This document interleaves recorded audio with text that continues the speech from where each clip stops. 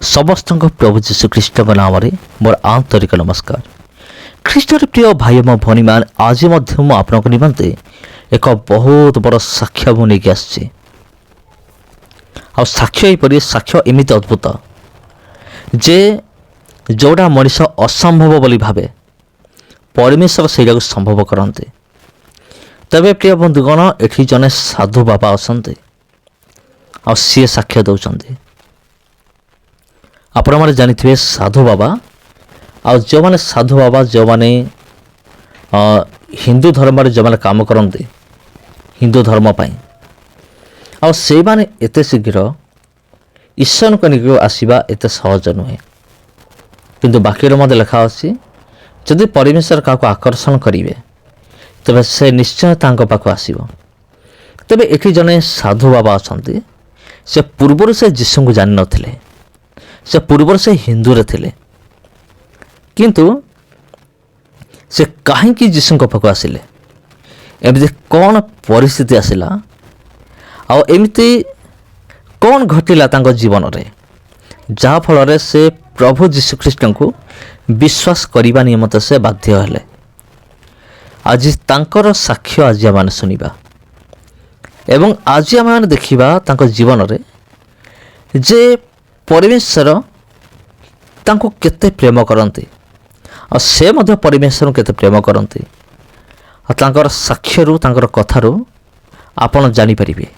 आपण निश्चय देखंतु तांकर साक्ष्य को सुनंतु आउ ए साक्ष्य वीडियो आपण निश्चित भाव में अन्य मान को मध्य पठांतु और जेपरि अन्य मान मध्य प्रेरणा पाइबे। कारण साक्ष्य एमिति गोटे शक्तिशाली जिनिस प्रिय बंधुगण, गोटे साक्ष्य हजार लोकंकर जीवन को परिवर्तन करि पारे। आउ सेटा अछि साक्ष्य रही आसी प्रभु जीशुख्रीष्टर साक्ष्य रे सुसमाचार शक्ति अच्छी एवं ए सुसमाचार को आहुरी बलवंत करने निमंते साक्ष्य दरकार।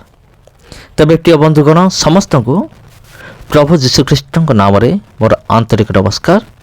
तब वीडियो को देखंतु, लाइक करंतु, वीडियो को शेयर करंतु, चैनल को सब्सक्राइब करंतु। धन्यवाद। बोलिए सद्गुरु यीशु महाराज की। सर्वप्रथम परमपिता परमेश्वर अनंत कोट ब्रह्मांड नायक उसको मैं उसके चरणों में साष्टांग दंडवत प्रणाम करता हूँ।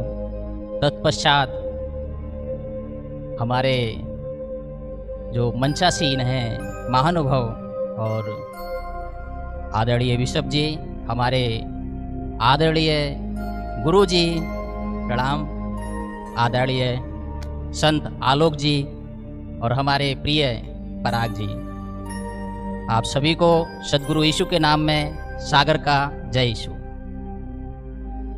आप सभी संतों और महंतों को संत सागर संगम का कोटि कोटि प्रणाम। हम सबसे प्रथम में सद्गुरु की वंदना और मंगलाचरण करना चाहेंगे, यदि आपका आदेश हो तो। तुमेव माता च पिता तुमेव, तुमेव बंधु च सखा तुमेव, तुमेव विद्या द्रविणं तुमेव, तुमेव शरो मम मम देव देव। अखंड मंडलाकारं व्याप्तं ऐन चराचरं तत्पदं दर्शितं ऐन तस्मै श्री गुरुवे नमः। जगैन जगमया देवस्थानी धर्माणि प्रथम न्याय संतः नाम महिमान संयंत्र यत्र पूर्वे साध्य सन्ति देवा, तह नाम महिमान संयंत्र यत्र पूर्वे साध्य सन्ति देवा। तत्पुरुषाय विद्महे परमेश्वर पुत्राय धीमहि तन्नो यीशु प्रचोदयात्। नाना सुगंधम यथा कलोदीषु च पुष्पांजलि गृहं परमेश्वरम्। तद्विधि प्रणपातन परिप्रश्न सेवया उपदेक्षन्ति ज्ञानं ज्ञानाहि तद्दर्शना। ऊर्ध्वमूलम् अधोशाखम् अश्वत्थं प्राहु अव्ययं छन्दांसि यस्पर्णानि वेदशायतं वेदया वेदवित्। मैं अपनी साक्षी में जाने से पहले हमारे गुरुजी जो ऊर्ध्वमूलम है, काठ के ऊपर लटके हुए ऊर्ध्वमूलम अधोशाखम अश्वत्थम प्राहु अव्ययम, उस काष्ठ पर लटके हुए दिव्य पुरुष को मेरा कोटि कोटि प्रणाम है। उसके चरणों में मेरी पुष्पांजलि अर्पित और समर्पित हो। मेरा नाम संत सागर संगम है। मेरा जन्म उत्तराखंड ऋषिकेश से। जब मैं 6 साल का था तो हमारे माता पिताजी एक बस दुर्घटना में चले गए, इस संसार को त्याग के। मैंने अपने गुरुजी के पास रह करके शिक्षा और दीक्षा ली और एक गुरुकुल से मैंने आचार्य किया संस्कृत से। उदासी अखाड़े से हमने दीक्षा ली और दीक्षा लेने के बाद में 5 साल तक शांति कुंज हरिद्वार से मैंने पढ़ाई की संस्कृत में। मेरे गुरुजी के जाने के बाद उन्होंने जब संसार को त्यागा तो मैं उनकी गद्दी पर रहा, उनका गद्दी नसीं रहा। और उसके बाद में उसी समय के दौरान मैं वृंदावन में भी गद्दी नसीं रहा एक मठ में। और जब मैं वृंदावन में एक मठ में अपनी सेवा दे रहा था साधु के रूप में, उसी समय काशी में एक संत सम्मेलन हुआ और संत सम्मेलन के समय में सभी संत एकत्रित हुए और हमारे जो महंत जी थे उन्होंने ये चुना कि आपको सुबह महंत बनाएंगे। जिस सुबह मुझे महंत बनाना था उसी रात में मुझे तेज से पेट में दर्द हुआ और उन्होंने कहा चलो तुमको एडमिट करवाते हैं। तो मैं काशी में बीमार हुआ और उन्होंने जयपुर में एडमिट करवाया लाके। अभी वो जो भी उनका इलाज था वो तो कर ही रहे थे अपना, लेकिन एक व्यक्ति ने मुझे आकर कहा कि संत जी तुम्हें कोई मारना चाहता है। तो मैंने सोचा मुझे कैसे कोई मारना चाहेगा। हमारा सिद्धांत ये होता था कि यदि हम किसी को कोई नुकसान पहुंचाएंगे, हानि पहुंचाएंगे, तभी हमको कोई हानि पहुंचाएगा, ऐसा हमारा सिद्धांत था। लेकिन ड्राइवर से मैंने कहा तो ड्राइवर ने कहा हाँ ऐसा है, तुम्हें सच में कोई मारना चाहता है। मैंने उस नर्स से कहा कि ये आप कैनुला हटाइए यहाँ से, मैं जाना चाहता हूँ। और उसने विरोध किया जाने का, उनके स्टाफ ने भी विरोध किया। तो मुझे लगा कि ये है कुछ तो इनका हो सकता है। ड्राइवर से मैंने कहा मैं चला जाऊँगा, उसके बाद आप आ जाना। मैं चला गया, उसके बाद वो सब आए और हम जीबी पंत हॉस्पिटल में गए। वहाँ जाके पता चला कि तुमको किसी ने नीला थोथा खिला दिया है। और नीला थोथा एक धीमा जहर होता है जिससे आदमी धीरे धीरे मरता है। उन्होंने कहा बोला पूरे आपके बॉडी में, पूरे शरीर में जहर फैल रहा है तो कुछ ऑपरेशन करने पड़ेंगे। उन्होंने एक बार जगह से ऑपरेशन भी किया गॉल ब्लैडर को निकालने के लिए और उन्होंने उसे निकाल के बाहर किया। फिर वो बाइल बनने लगा तो इधर से एक ड्रेन लगाई और उसके साथ में एक डब्बा लगाया। फिर वो बाइल यहाँ पसलियों में इकट्ठा होने लगा तो यहाँ से भी एक ड्रेन लगाई और एक डब्बा उसके साथ बांधा। फिर उन्होंने एक ड्रेन यहाँ से लगाई और उसके साथ भी एक डब्बे को बांध दिया, एक ड्रेन यहाँ से लगाई। ये 4 डब्बों को लेकर के मैं ऐसे लेटा रहता था हॉस्पिटल में, वो डब्बे ऐसे ऐसे रखे रहते थे। आप इस बात की विचार कर सकते हैं कि एक डब्बे में जो बाइल निकलता रहता, बॉडी से जितने भी पदार्थ निकलते वो बड़े खतरनाक होते हैं, तो वो इकट्ठे होते रहते थे जैसे भी। शिष्यों ने अपनी स्तर की सारी उन्होंने सेवा दी, काफ़ी समय तक वो सेवा देते रहे। और जब मैं बीमार था उसी समय में एक नर्स आती थी हमारे पास में। उस नर्स ने कहा कि मैं तुम्हारे लिए प्रार्थना करूं। हमने सोचा कोई रही होंगी और उन्होंने कहा, बार बार कहती रही कि हम प्रार्थना करें आपके लिए। और वो हमसे एक ही बात कहती थी, परमेश्वर जिंदा है और मैं जिंदा परमेश्वर के नाम से तुम्हारे लिए प्रार्थना करूं, आप ठीक हो सकते हैं। इस बात को वो कहती। तो चेलों ने कहा, वो समझ गए कि ये विधर्मी व्यक्ति है, इसको यहाँ से बाहर करो। आधे से ज़्यादा तो बीमार होने का कारण ये व्यक्ति है, उन्होंने ऐसा बताया मुझे। लेकिन वो सेवा में निपुण थी, तो पहले दिन में 5 बार आती थी लेकिन 2 बार आने लगी। उनके जीवन से, उनकी प्रार्थना से हमने 3 बातें सीख पाई। 2 बातें आप छोड़िए, वो आपको भी समझ में नहीं आएंगी क्योंकि हमें नहीं आई आज दिन तक। एक इतना ही मुझे समझ में आता था कि परमेश्वर जिंदा है और जिंदा परमेश्वर के नाम से हम प्रार्थना करें। इसके सिवा वो 5 मिनट तक स्तोत्रम पर शुद्धम, तो वो मुझे भी आज दिन तक समझ में नहीं आया कि उन्होंने मेरे लिए लगभग 1 महीने से 1.5 महीने तक प्रार्थना की। इसलिए वो 2 बातें मुझे याद हो गई।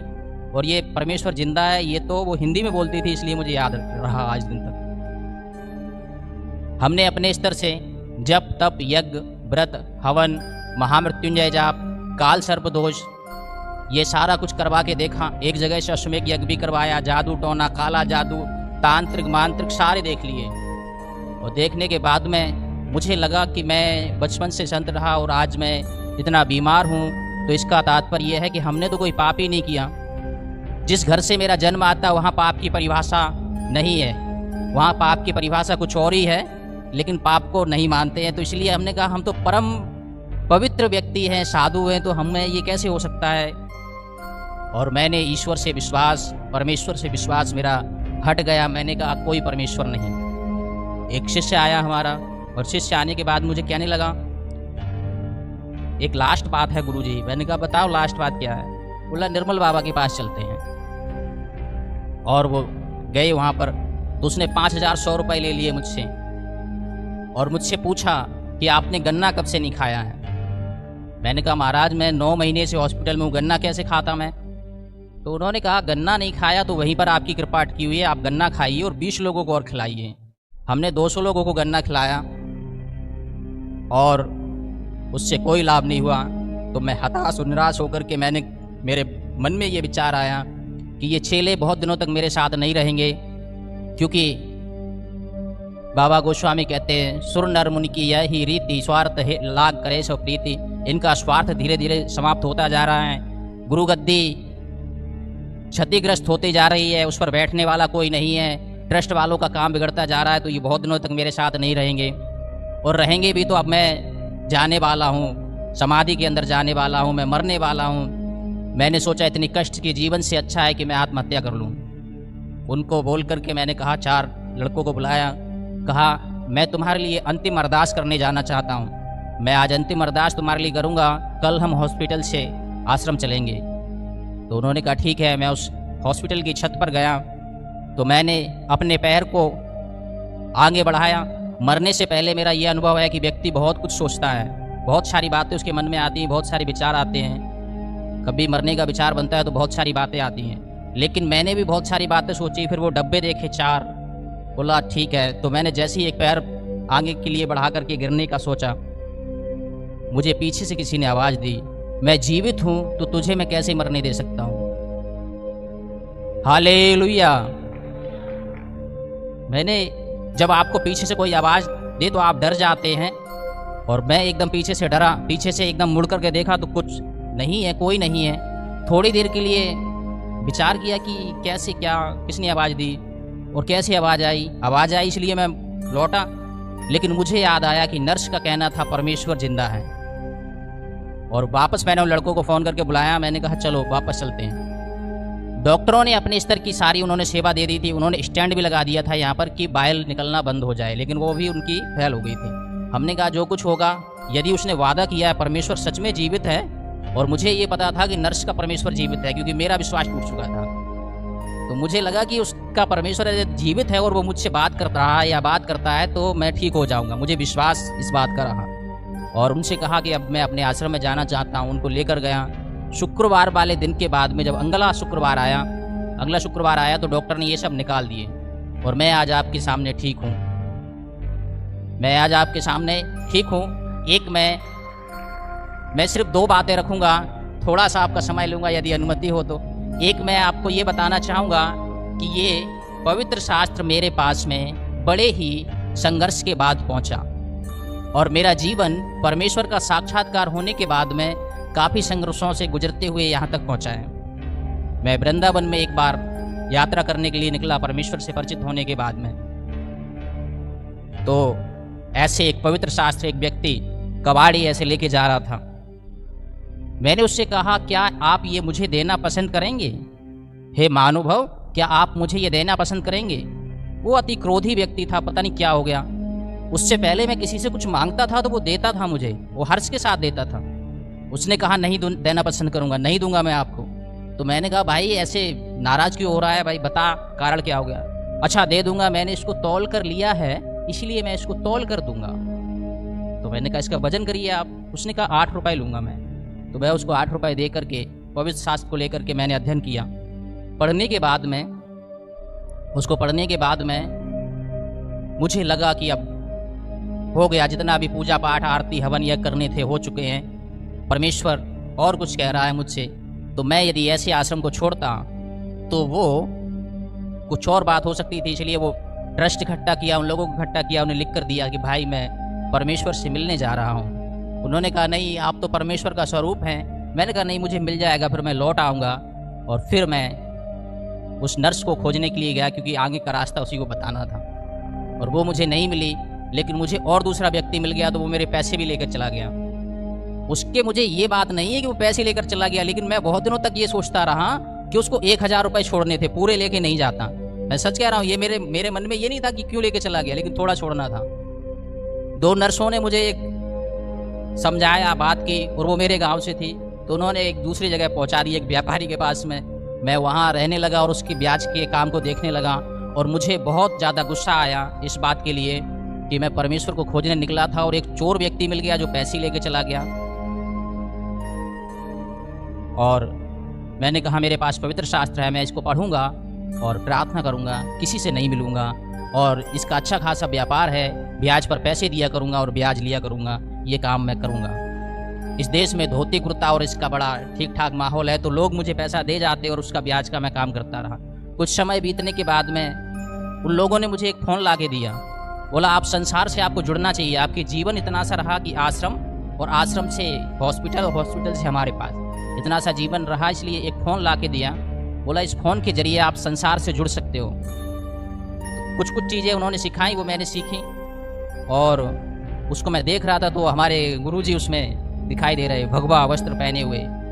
भारतीयों की एक सबसे खास बात ये रहती है कि वो कहानी और कथा सुनना पसंद करते हैं। गुरुजी पहले अपनी कहानी सुनाते और उसके बाद में वो कोई वचन सुनाते या कुछ समझाते।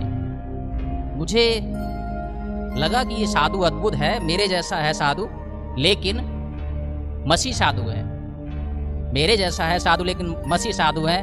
और बाबा गोस्वामी कहते खग जाने खग ही की भाषा, वो ठग जाने ठग ही की भाषा, ऐसा रामचरितमानस कहती है। तो जैसा प्रवृत्ति का व्यक्ति होता है उसको वैसे व्यक्ति की बात समझने में आती है। मुझे परमेश्वर मिलने के बाद भी मैं गायब हो गया था, ब्याज पर पैसा बांटने में लगा हुआ था और कर रहा था। उनसे कहा, मैंने जो बालिकाओं ने मुझे फ़ोन दिया था, मैंने उनसे कहा क्या ये साधु जी से संपर्क हो सकता है? बोला हाँ हो सकता है। उन्होंने 2 दिन में वो नंबर निकाला, पता नहीं कैसे, तो मैंने उनको फ़ोन करा। फ़ोन करने के बाद में जब मैंने उन्हें फ़ोन करा तो उन्होंने 2.5 वर्ष लगा दिए इस बात में कि आओ और दीक्षा लो। 2.5 वर्ष हमारी बातचीत होती रही, तब उन्होंने दीक्षा दी, और दीक्षा के बाद में मैं आज आपके साथ में हूँ। कई सारी बातें हैं इस जीवन में।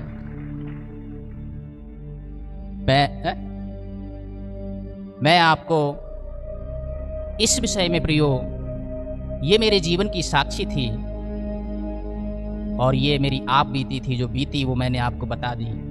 वो मैंने आपको बताया कि ऐसे जीवन था हमारा और ऐसा जीवन है हमारा, ऐसा था और ऐसा है। अब भी मैं भक्तगणों आपसे ये कहना चाहूँगा कि हमारे भारतीय जिस संदर्भ में अभी तक अपनी प्रार्थनाएं, अपनी अरदास करते रहे हैं, वो सदगुरु 2024 वर्ष पहले आए, और जिस कल्कि का हम इंतजार कर रहे थे वो 2024 वर्ष पहले आए और आकर के चले गए, और आज भी है विद्वान, क्योंकि होते नहीं तो मुझे नहीं मिलते, होते नहीं तो गुरुजी को नहीं मिलते, पराग जी को नहीं मिलते। और हमारी जो खोज है भारतीय ऋषियों की, महर्षियों की जो खोज है, वो जाकर के सदगुरु यीशु में पूरी होती है। हम एक बात कहते हैं, हम एक बात के लिए हाथ जोड़ करके इंतजार कर रहे हैं, प्रार्थनाएं कर रहे हैं कि कल्कि आएंगे और कल्कि उद्धार करता होंगे, कल्कि ऐसे अवतार होंगे जो उद्धार करता होंगे। तो उनके लिए एक श्लोक मैं इसमें से पढ़ूंगा भविष्य पुराण का, बाकी अनुवाद मैं करूंगा, और कुछ एक श्लोक और मैं पढ़ूंगा।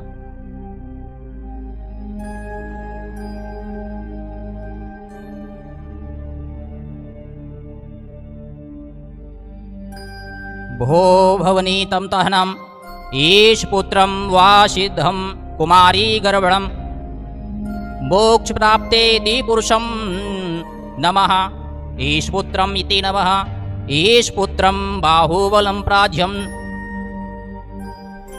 इसमें उन्होंने कहा है कुमारी ईश पुत्रम कुमारी गर्भणम, ईश्वर के पुत्र, ये भविष्य पुराण कह रहा है प्रियो, ईश्वर के पुत्र कुंवारी से कुंवारी कन्या से जन्म लेंगे, अवतार धारण करेंगे, अवतरित होंगे और वो पृथ्वी पर आएंगे।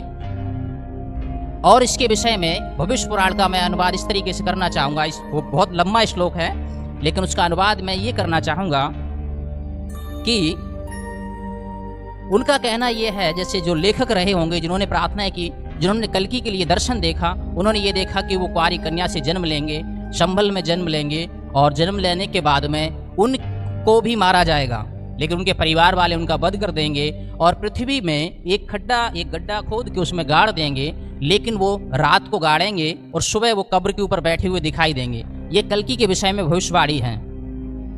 और 2 मित्र होंगे और घोड़े की सवारी करेंगे और तलवार होगी, लेकिन वो मारने के लिए नहीं होगी। हम सदगुरु यीशु के जीवन को देखते हैं। वो संभल जो है, संभल का अर्थ है शांति प्रिय या साधुओं की नगरी। आप यरूशलेम को देखिए प्रियो, काफी कई भविष्यवक्ता उस शहर में, उस नगर में जन्मे, वो साधुओं की नगरी है, यानी वो संभल है। और जो विष्णु यश है, वो विष्णु यश का अर्थ है यूसुफ। और वो जो शांति है, जिस शांति सुमति से जिनका जन्म होना है, वो माता मरियम है। और आप ये देखेंगे कि सदगुरु यीशु के भी 2 मित्र थे। जिस समय में वो काठ के ऊपर थे, अपना हवन कर रहे थे, तब उनके साथ में वो जो 2 व्यक्ति थे, उनसे भी उन्होंने मित्रता जैसा व्यवहार किया, ना कि उन्हें डांटा। मित्र को प्रेम करते हैं, ना कि डांटते हैं। और अंत के समय में प्रकाशित वाक्य कहता है, संत यूहन्ना ने बड़ा ही सुंदर लिखा है। महात्मा यूहन्ना कह रहे हैं कि वो आएंगे और घोड़े पर से सवार होकर आएंगे और उनके मुख से तलवार निकलेगी। तो सारी भविष्यवाणियां सदगुरु यीशु की, कल्कि की सदगुरु यीशु में पूरी हो रही हैं। 2 बातें और बताऊंगा मैं। 2 श्लोक और हैं जिसमें कहते हैं, लिंगम छेदी शिखाहीना संसुधारी सदूषिका उच्चलापी शरो भक्षी भविष्यति जरोम। एक और ये श्लोक आता है कि मुझे थोड़ा अभद्रता में मत ले जाना, लेकिन उसमें ऐसा ही लिखा हुआ है कि परमेश्वर का जो अवतार और कल्कि का जो अवतार होगा, वो खतना सहित होगा, खतना हुआ रहेगा। आप जो अवतारों का वर्णन आता है, उसमें सिर्फ यीशु जी का, सदगुरु यीशु का खतना हुआ। 8वें दिन महात्मा लूका लिख रहे हैं, उन्होंने लिखा 8वें दिन सदगुरु का नामकरण हुआ और उनका खतना किया गया। ऐसा संत लूका लिख रहे हैं, महात्मा लूका लिख रहे हैं। महात्मा जी ने बड़ा ही अच्छा वर्णन किया। तो जो लिंगम छेदी शिखाहीना का तात्पर्य है कि वो यीशु है। शिखाहीना सर्वसुधारी सदूषिका, यानी ना बाल कटे होंगे और ना दाढ़ी और ना मूछ कटी होगी। आप यहूदी परंपरा के अनुसार देखेंगे तो कई साधु उसमें ऐसे होते थे, कई भविष्यवक्ता रहते थे। जो भविष्यवक्ता होते थे वो सिर पर छुरा नहीं लगाते थे और दाढ़ी और बाल नहीं काटते थे। श्रमसुधारी सदूषिका उच्चलापी, आज पढ़ा लिखा समाज है। उच्चलापी का यदि अर्थ करेंगे तो उच्च धन लापी। उच्चलापी का अर्थ होता है जो ऊंची ऊंची आवाज में आवाजें लगा करके आपको बुलाए। आप सदगुरु यीशु का जीवन देखिए प्रियो। एक पर्वत पर विराजमान है सदगुरु, और एक पर्वत पर विराजमान होकर के वहां 5000 पुरुष हैं, स्त्रियों और बच्चों की कोई गिनती नहीं है।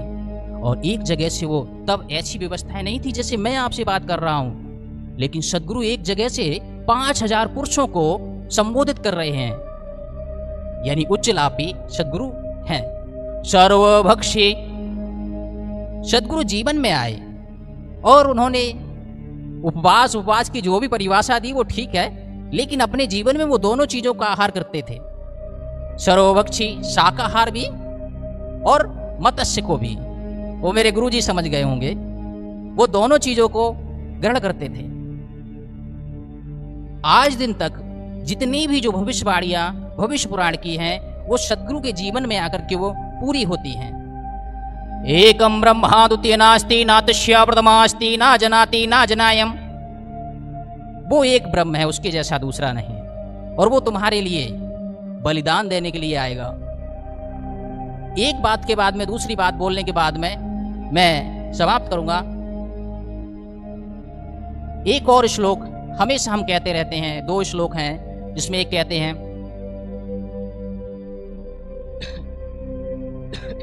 उसमें कहते हैं ब्रह्मर्पणो ब्रह्मणा ब्रह्म हवि ब्रह्म समाधना सहना भवतु सहना भुनक्तु सहना कर्मा वहे मम। ऐसी अवतार की शरण में चले जाइए और उसके जाकर करना क्या है, ऐसी अवतार की शरण में जाइए जो ब्रह्म अर्पणो ब्रह्मणा, ऐसे ब्रह्म की शरण में जाइए जिसने अपने आप को अर्पण कर दिया हो प्रियो। और जाकर के करना क्या है, और जाके करना है तद विधि बड़पातन पर प्रश्न सेवया उपदेक्षन्ति ज्ञानम ज्ञान ना ही तद्रष्णा। जो ऐसे संत की शरण में जब आप जाएंगे तो उसे दंडवत करिए, प्रणाम करिए, और वो मूर्खों से मूर्खों जैसी बात करेगा और ज्ञानियों से ज्ञानी जैसी बात करेगा। हर बात की जड़ से लेकर के और पत्ते तक बात शास्त्र की और शास्त्र के अनुसार करेगा, और जिसे शास्त्र का ज्ञान नहीं है उसे शास्त्र के बगैर करेगा। आप सदगुरु यीशु का जीवन देखिए प्रियो। मैं क्षमा चाहूंगा यदि आपका, तो मुझे बोल सकते हैं। सदगुरु यीशु का जीवन देखिए प्रियो। उन्होंने जब वो शास्त्रों की और मूर्खों की, शास्त्रियों की मूर्खों की, दोनों की बात कर रहे हैं। सदगुरु जब सांबरी स्त्री से मिले तो उसकी भाषा में बात की, जो भाषा उसे समझने में आ रही थी, यानी तद विधि पड़पातन परिप्रश्न सेवया। जो कुछ उसने प्रश्न किए सदगुरु ने सेवक जान करके उसको जवाब दिया, ना कि ये कह करके कि भागो यहाँ से, मैं तुमको नहीं बुलाता हूँ। लेकिन उन्होंने आधीनता से उसको जवाब दिए। लेकिन वही सतगुरु ने छंदासी यश प्रणानी वेद शायतम वेद या वेद, जब शास्त्र से बात करने की बात आई तो उन्होंने निकोदेमस से बात की और विधिवत तरीके से समझाया, और फिर उसे दंडवत करिए जिसने अपने आप को अर्पण कर दिया हो। सदगुरु यीशु को आप क्या कहते हैं मुझे पता नहीं, लेकिन मैंने ये समझा है कि उनको क्रूस पर यहूदियों ने नहीं चढ़ाया था, उन्होंने अपने आप को स्वयं में अर्पण किया था। क्योंकि भारतीय ऋषि प्रियो ये कहते रहते हैं, उनका कहना है अहम ब्रह्मास्मि। हजारों वर्षों से, 5000 वर्षों से या उससे पहले से वो हाथ जोड़ करके बैठे हुए हैं और कह रहे हैं प्रियो अहम ब्रह्मास्मि, मैं ब्रह्म हूं, उसको मैं दंडवत करूंगा जो आकर कहेगा मैं ब्रह्म हूं। सदगुरु यीशु ने आकर के कहा जीवन की ज्योति मैं हूं, जीवन का द्वार मैं हूं, सच्ची दाखलता मैं हूं और द्वार मैं हूं।